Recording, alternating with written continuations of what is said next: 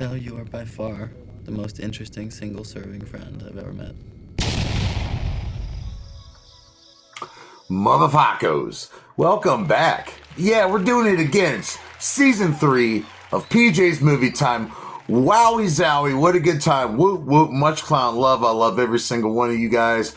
My real life friends too, not just the people on the internet, but everybody as a whole. I want to thank everyone for allowing this to happen, for all the likes and support and all that good shit. I wish I could just come out there and pinch all your little nipples. So last year we had a great time on season 2. We did a lot of crazy different movies, and I hope everyone enjoyed last month for Soundfest. 31 horror movie reviews in a row. It was fun. It was very exhausting, but you know what? The work never stops here at the Bozak Nation. We're going to keep on creating tonight. We're going to, you know what? I want to review something. I'm picking one out, all right? This time I'm picking this one. I want to pick out one of my favorite movies of all freaking time. We're talking Fight Club. Yeah, Fight Club. Great fucking movie. Came out in 1999. And if you didn't know, this movie is based off of a novel. Yes, a novel of a very famous writer named Chuck Palahniuk. And it is directed by David Fincher, who is also responsible for the movie Gone Girl and the really cool, underrated Netflix series Mindhunters. It was written by Jim Mules, who also worked on the movie Jumper. The budget for this movie was $65 million, and it only earned $100 million in the box office. It really wasn't that big of a hit at first, but over time it would go on to become, I'm just going to come out and say it, a cult classic. The cinematographer for this was Jeff Cronenweth. They filmed this all in Los Angeles. Special effects was done by VFX Studios. And the music was done in this movie by the Dust Brothers. This would be their first score they would do for a movie. And at the end, it ends with a very famous song by the Pixies, Where Is My Mind? Okay, alright, now if you're wondering what the fuck is Fight Club all about, I heard, well, first of all, we're not supposed to fucking talk about it, but since this is a movie review and all, I kind of have to talk about it, alright?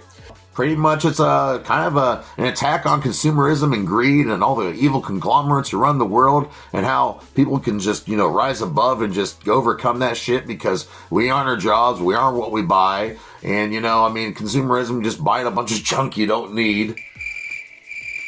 This guy, he works for an insurance company. He's obsessed with everything in his house he buys, from microwaves to the tie he wears. And he can't sleep. He's an insomniac. He's having all these crazy dreams and stuff. He goes to all these different meetings. Some of them are for cancer. Some of them are for, like, survivors of some kind. And he just goes there pretty much just feeding off these people's misery. And it helps him sleep at night. Well, anyway, he goes back home one day. Well, he doesn't have a home to go to because his apartment complex blew up while he was gone, all right? And on the plane earlier, he meets this guy named Tyler Durden who has this different way of looking at life, and he guess he sells soap. And he gets a hold of this Tyler Durden guy because he needs a place to crash. Well, they end up forming a friendship, and next thing you know, the narrator, he's starting to crash this really gross house that's all fallen in and decrepit. And they start fighting in the streets, and people start noticing. And they start this secret hidden fight club underground where people just show up and fight. And it's crazy. People are knocking each other's teeth out. They're hurting each other. But they're joining a cause because underneath this whole fight club, there's this thing called Project Mayhem, which is a way to create anarchy in the system. And Tyler Durden becomes a very dangerous person in this guy's life. It's insane. The movie will blow your freaking mind. But the whole starting this underground movement I love it. I love the whole idea. It's got some great one-liners in it. And you're too fucking blonde! Get out of here! And it has some really good actors, such as we have Holt McClaney playing the mechanic. If you didn't know, he's in one of my favorite movies of all time, Creepshow 2, and he was also on the show Mindhunters. Then you have classic rock singer Meatloaf. I already mentioned him a couple weeks ago on Rocky Horror Picture Show. Well, he plays this guy named Bob who loses his testicles, and he goes to this support group where guys lose their testicles. Well, he starts taking some kind of medicine that makes him get not just man boobs, he gets freaking big, nice titties, dog. I kind of want to rest my face on him a little bit, but rest in peace to Meatloaf. He plays a great character in this movie. Jared Leto, 30 Seconds to Mars, I think it's the name of the band. I don't think I've heard his music, but I've seen him in plenty of movies. And he plays a guy named Angel Face. He has a face you just want to...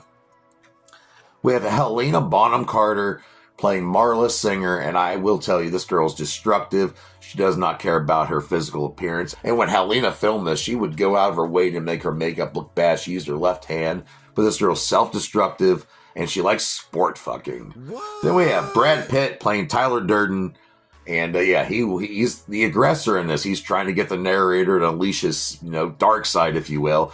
Wants to start this aggressive anarchist movement, if you will, by starting these fights and all that.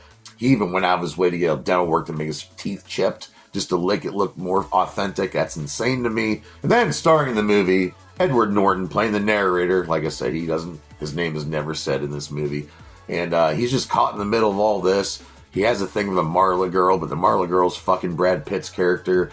And each time he joins one of these fight clubs, things are getting more and more out of hand. Things are getting more organized, and mentally he just can't take it. Wait till you find out what's really going on, though. It will blow your freaking mind. But Edward Norton, he actually, there's a part in this movie where he gets a chemical burn, and he actually let them burn him for real. Not as extreme as the burn would have been in the movie, but he actually let his hand get burned for the scene. And he also deprived himself of hours and days of sleep just to look the way he did. The sound effects they used were done by Ren Cly and Rich Hims. They actually cracked walnuts and were punching slabs of meat just for the sound effects alone.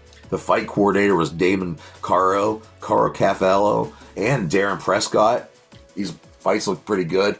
All the actors would take turns learning how to fight behind the scenes. It's pretty interesting if you ever get a chance here on YouTube. Look that shit up. And with a big slap in the face to corporations, we have Starbucks cups placed all over this freaking movie. They got permission from Starbucks to use the cups.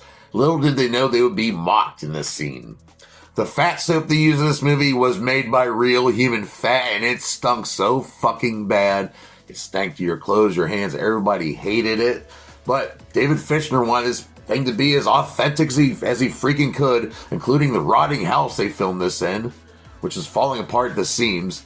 Great fucking movie, people. Really, go out and watch it. It might be on HBO Max right now. I don't know. But I have this old school, came out in the year 2000 DVD. It is one of my favorite DVDs of all time. It has a lot of special features in there.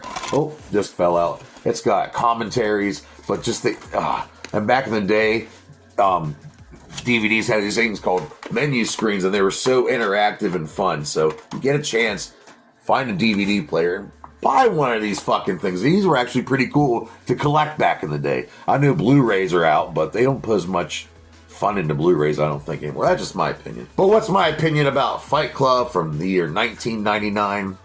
I can watch it multiple times throughout the year. I can quote it. Me and my homie Jimbo and Gerd, we all love this movie. It's great. It had an impact on our generation. What do I rate this movie, Fight Club? Well, I'm going to have to rate a 5 out of 5 dog dicks. Yeah, that's right, motherfucker. 5 out of 5. We're going to start one off with a fiery, fat one. And I did. Fight Club from 1999. I love it. Go out and watch it right now and get a digital copy. Get your homie Lee to bootleg it for you, whatever you can. Get a VCR and somehow hook it up and watch. Just do whatever you can to go watch Fight Club or read the novel by Chuck Palahniuk. And I want to tell you right now, I love every one of you Bozak Maniacs. I'm going to see you here next Monday on PJ's Movie Time. It's going to be great. It's going to be fun. We're going to be lathering each other's taints up. Then we're going to be shaving them very nice. I'll make sure I have some triple antibiotic ointment in case we get a rash afterwards. But next week, we're going to review a movie that didn't actually come out in theaters, but it was made by Bam Margera, Ryan Dunn, and all the other crazy guys from the CKY videos, and they were also in Jackass. We're going to review the movie called Haggard. Yeah, it's a crazy movie about people falling in love and out of love and people shitting in people's gas tanks. It's a good fucking time. I'll see you here next week on PJ's Movie Time. Until then, feed your kids, pay your bills, ignore the negativity, keep it to the side, and focus on you. Because you're number one. Ninja. Wah. What the hell are you doing? Oh!